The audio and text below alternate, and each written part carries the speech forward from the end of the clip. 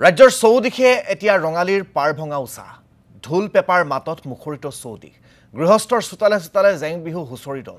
বহাগৰ সৌন্দৰ্য চকুৰে নেদেখিলেও মনেৰে ৰঙালী বিহুৰ আনন্দ ললে দৃষ্টিহীন লোকৰ এটা হুঁচৰি দল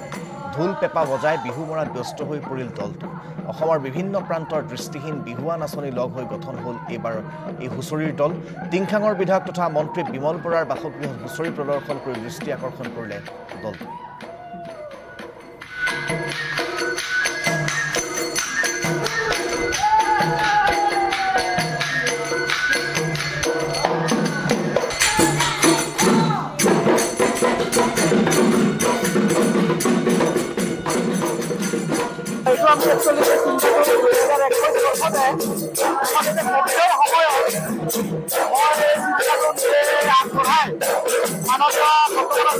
মন্ত্ৰী